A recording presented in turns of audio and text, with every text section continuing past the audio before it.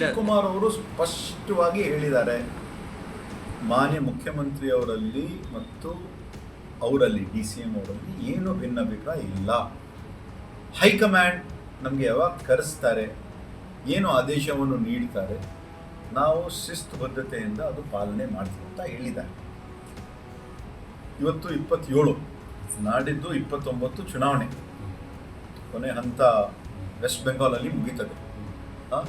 ನಮ್ಮ ನಾಯಕರಾಗಿರುವಂಥ ಸನ್ಮಾನ್ಯ ರಾಹುಲ್ ಗಾಂಧಿಯವರು ಕೂಡ, ಮತ್ತು ಮಾನ್ಯ ನಮ್ಮ ಅಖಿಲ ಭಾರತ ಕಾಂಗ್ರೆಸ್ ಸಮಿತಿಯ ಅಧ್ಯಕ್ಷರು ಸನ್ಮಾನ್ಯ ನಮ್ಮ ನಾಯಕರು ಸನ್ಮಾನ್ಯ ಮಲ್ಲಿಕಾರ್ಜುನ್ ಖರ್ಗೆ ಸಾಹೇಬ್ ಅವರು ಕೂಡ ಹೇಳಿದ್ದಾರೆ, ಪತ್ರಿಕೆಯಲ್ಲಿ ನಾನು ನೋಡಿದ್ದೀನಿ. ಬಹುಶಃ ಒಂದು ಸಮಾಲೋಚನೆ ನಡೆಸಿ ಒಂದು ತೀರ್ಮಾನಕ್ಕೆ ಬರ್ತಾರೆ. ಚುನಾವಣೆ ಇದೆ, ನೀವು ನೋಡ್ತಾ ಇದ್ದೀರಿ, ಸಮಯನೇ ಇಲ್ಲ, ಯಾರ ಹತ್ರನೂ ಸಮಯನೇ ಇಲ್ಲ. DK ಶಿವಕುಮಾರ್ ಅವರಿಗೆ ಬರ್ತಡೇ ಗಿಫ್ಟ್ ಸಿಗ್ಬೋದಂತ. DK ಶಿವಕುಮಾರ್ ಬರ್ತಡೇ ಗಿಫ್ಟ್ ಸಿಗ್ಬೋದಂತ. DK ಶಿವಕುಮಾರ್ ಅವ್ರ ಬರ್ತಡೇ ಮೇ 15. ಅದೇ ಮೇ 10 ಏನೋ ಆಗ್ಬೋದಂತ, ಚೇಂಜಸ್ ಅಂತ. ಹೈಕಮಾಂಡ್ ಇದ್ದಾರೆ, ನಾನಂತೂ ಹೈಕಮಾಂಡ್ ಇಲ್ಲ. ನಾನಂತೂ ಹೈಕಮಾಂಡ್ ಇಲ್ಲ. ಹೈಕಮಾಂಡ್ ಅವರು ನಮ್ಮ ಕಾಂಗ್ರೆಸ್ ಪಕ್ಷದಲ್ಲಿ ಹೈಕಮಾಂಡ್ ಇಸ್ ಸುಪ್ರೀಂ ಪವರ್.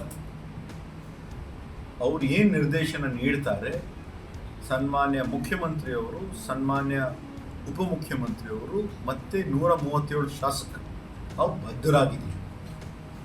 ಯಾವಾಗಲೂ ನಾವು ನಮ್ಮ ತಂದೆಯವರ ಟೈಮ್ ಧರಮ್ ಸಿಂಗ್ ಸಾಹೇಬ್ರ ಕಡೆಯಿಂದ ನಾವು ನೋಡ್ತಾ ಇದ್ದೀವಿ, ಹೈಕಮಾಂಡ್ ಒಂದು ಮಾತು ಏನು ಹೇಳಿದ್ರೆ ಅದು ಶಿಸ್ತುಬದ್ಧದಿಂದ ಅದು ಪಾಲನೆ ಮಾಡಿಕೊಂಡು ಅವರು ಬಂದಿದ್ದಾರೆ, ಈವಾಗಲೂ ಮಾಡ್ತಾರೆ ನಾಯಕತ್ವಕ್ಕಾಗಿ.